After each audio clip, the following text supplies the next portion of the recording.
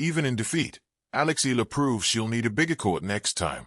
Alicia Parks was prepared for her match against Eala. She also wasn't confused. The rising American prospect overcame a first-set bagel, and the loud and rowdy crowd that was unmistakably rooting for her Filipino foe, to score an upset of sorts following a 0-6, 6-3, 6-2 triumph on Monday at the Australian Open at Melbourne Park. It was very difficult, Park said in a story published on the WTA website. I was expecting it, but I also wasn't. She definitely has a good crowd. I just kept telling myself to stay in the zone.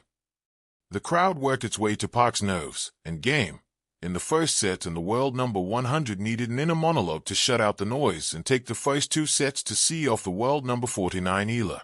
In defeat, Eala proved to be quite the draw that at least one major Australian news outlet hinted that tournament organizers may have flubbed the schedule by assigning the Filipinos match on a smaller court. Eala was thankful for the show of support, which polarized online commenters over suggestions that it crossed the undrawn line on tennis etiquette. It was so heartwarming, Eala said of the fans who came out in droves to watch her play. And while the support fueled her in the first set and in her repeated comebacks in the last two sets, it also provided an added sting to the result. That's one of the things that makes a loss like today a little bit harder, as I know a lot of people were rooting for me, the 20-year-old Eala said. Then again, Alicia played really well. And I just hope that the support continues with the losses along with the wins. Scheduling snafu. The queue for the Eala match was so long that at some point, fans had to be turned back. She is a huge draw and a breakout star. When she was playing in Hong Kong in October, we had queues of more than 100 meters long from local Filipinos wanting to see her. Australian tennis administrator Peter Johnston told Fox Sports, the news outlet that suggested that the Australian Open struck a snafu on Monday with their decision to schedule trailblazing Filipino Alexandra Eala on Court 6, which is Melbourne Park's designated party court. That following could get even bigger and more boisterous should Eala decide to see action in the Philippine Open, a WTA event launched to capitalize on the star's popularity, and one she is now more likely to participate. Eala has also been named Female Athlete of the Year by the Philippine Sports Writers Association. Chants of "Let's go, Alex" dominated Melbourne Park early before Parks reached for the silencer and drew an ovation of her own at the end of the match. I was starting to think I wasn't focused on the game plan, which is why I played better in the second and third set, Parks said. I was just so focused on the crowd in the first set, which is why it went the way it went. Eala, meanwhile, is moving on. I'm still young, 20, so learning how to deal with all of this attention, she said. I guess this is one of the moments that I can reflect on what this means for Philippine tennis. I'm the only Filipina in the draw this year. I'm the only Filipina that's ever been in the draw, I think. So there are positives to take away. The scoreboard was unforgiving, its numbers glowing with a finality that left no room for argument. A loss is a loss, the sport insists, neat and mathematical.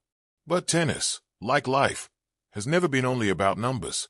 On that day, as Eala walked off the court with her head high and her racket resting lightly in her hand, it was clear that the match had ended, but something far larger had begun. Defeat has a way of shrinking people. It can fold the shoulders inward, pull the eyes to the ground, make the world suddenly smaller than it was just moments before. Yet Eala moved differently. There was no sense of retreat in her stride, no apology in her posture. If anything, she seemed to be outgrowing the space around her, as though the lines painted on the hard court could no longer contain the ambition she carried. She had fought for every point, not with reckless bravado, but with a patience that betrayed her years and a courage that could not be coached. Long rallies stretched like conversations neither player wanted to end. Each shot Eala sent back carried intent, sometimes defiant, sometimes daring, sometimes quietly intelligent.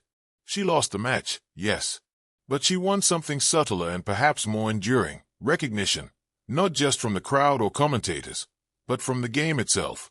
There is a moment in every athlete's journey when defeat stops being a verdict and starts becoming evidence. Evidence that you belong.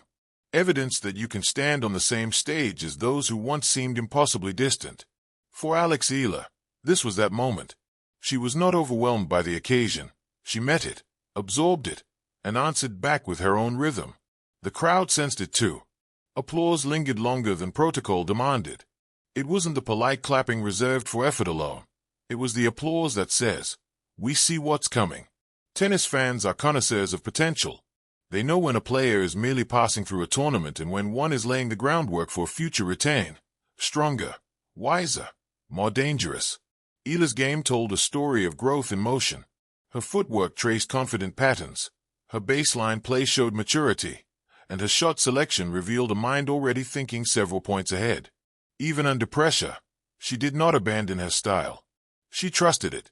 And trust, in tennis, is the difference between surviving a match and shaping a career. What made the defeat resonate was not how close the scoreline was, but how expansive her presence felt. She played as though the court itself were too small for her ideas.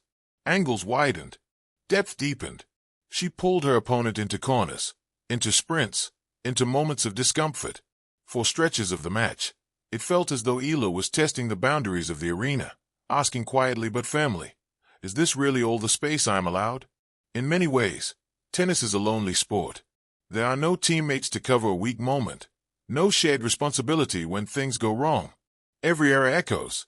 Every missed opportunity lingers. Yet Eala showed an understanding that loneliness can also be liberating. The court is yours. The choices are yours. The consequences, too. But so are the possibilities. Her defeat was not a collapse. It was a conversation with a higher level of competition. And she listened carefully. You could see it between points, in the way she adjusted her strings, took a breath, recalibrated. She was not just playing the match. She was studying it, filing away lessons for the future. That is the mark of an athlete who knows this moment is not the destination. For young players, especially those carrying the hopes of a nation, loss can feel heavy. It can arrive with headlines that reduce a complex performance to a single word, defeated. But Eala's loss refused to be reduced. It demanded context. It demanded patience. It demanded imagination.